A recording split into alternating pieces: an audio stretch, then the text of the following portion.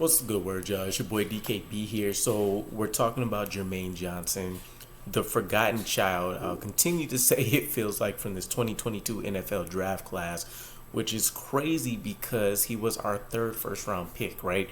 But it makes sense. You have an all-pro defensive rookie of the year ahead of you, an offensive player of the year ahead of you. Behind you, you have Breece Hall, who could have been the offensive player of the year over Garrett Wilson if he played the full season.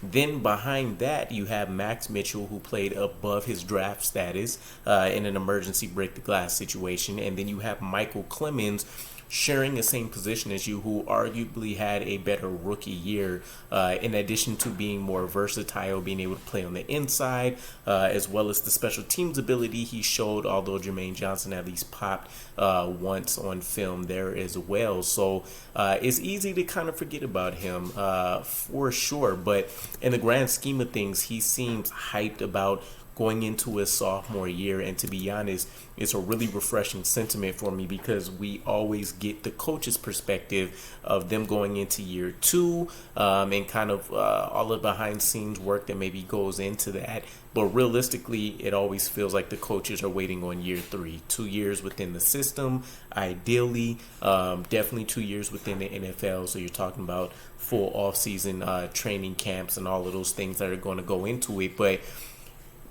and they talk about the biggest jump being in year three, but from Jermaine Johnson's perspective, it sounds like he's ready to make a high contribution heading into his sophomore year. So he had some comments for us during a recent interview. He said, "I feel insanely more comfortable for a couple of reasons.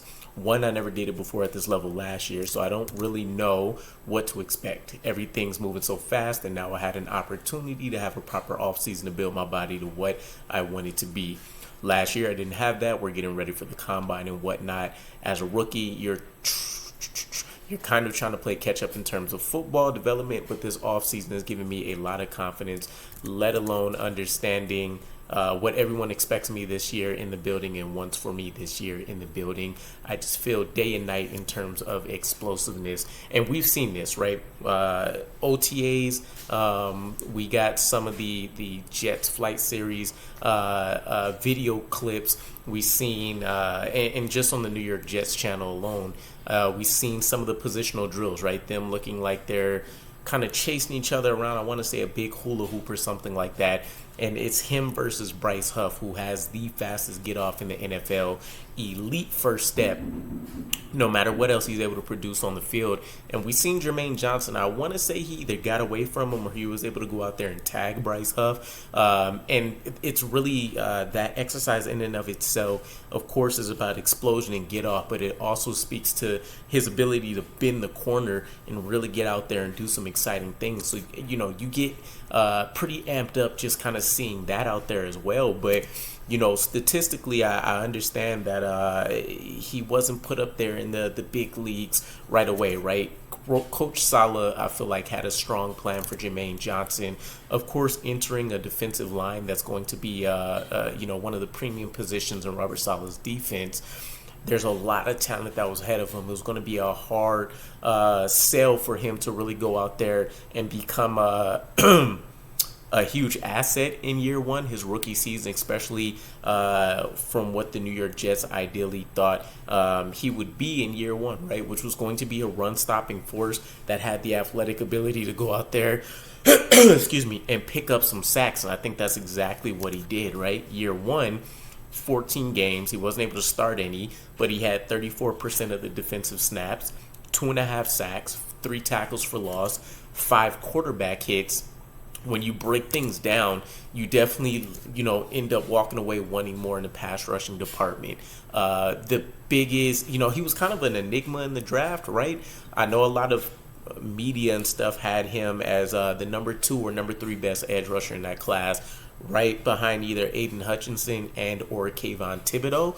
I thought he was definitely near the back half of round 1, which is where I'm glad we were able to trade up to and kind of get him with that 26th pick. But I didn't think he was an elite pass rushing prospect. I thought he had definitely a huge motor, and I think more than anything else, you've seen the willingness and, as Robert Saleh says, the strain to go out there and make things happen. And I think his athletic gifts kind of helped feed into a lot of that when you consider him going from JUCO to don't kill me, I want to say Florida State, but nonetheless, I think Robert Saleh definitely had a strong plan here. We're going to lean on his run-stopping ability, his ability to go out there and set the edge. And him and Michael Clemens both were one of the best run-setting edge rushers amongst the NFL, let alone on their own team, right? So you get very hype about that. In terms of some of those positional drills that we see translate to the tape and the athletic gifts, his chase down of Josh Allen, I think, was the biggest indicator. And then, of course, going back to the Jets Flight series, we had the pre-draft commentary of Robert Saleh saying we need a guy that can go out there and chase, the Josh Allens of the world. And we got to see him actually do that in year one where, there's a lot of things going on all at once, let alone him adjusting to a new level, a new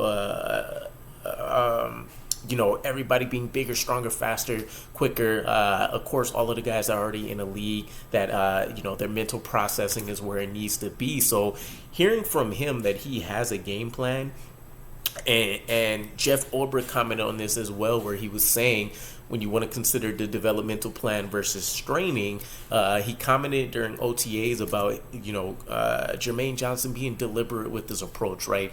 He's not just going out there and working hard and giving it all on his field anymore. Well, we're still getting that from him, but that's just not all it is, right? Now he's working hard with a purpose, and I might lose some people here, but, inserting an anime reference here, I think about Dragon Ball Z. Vegeta is the guy that always worked tremendously hard after fighting Goku. But either way, he's the guy that always works tremendously hard to get to his best peak form, whereas Goku is a guy that he kind of has this instinctual ability to identify what can get him to his best level the quickest, right? And I want to, something that pulls out from that is I want to say maybe Cell Saga, where Goku trains the entire time in Super Saiyan form instead of that being some big, tremendous thing that he has to get to now. Now it's kind of like a base level kind of situation for him, right? That becomes his new normal. So I see that same thing with Jermaine Johnson from what Jeff Ulbrich is mentioning here. And of course, statistically, going back into the pass rush department and wanting more there, we've seen Jermaine Johnson finish the year with a 9.7% pressure rate. 247 pass rushers had at least 125 pass rush attempts. He ranked 112th out of those 247. So to put it in further, layman's terms, the league average for pressure rate was 9.8%. So seeing Jermaine Johnson come in and at least fall in line with where the general NFL populace in the pass rushing department is, I think is definitely a huge plus sign for what he will continue to be, right?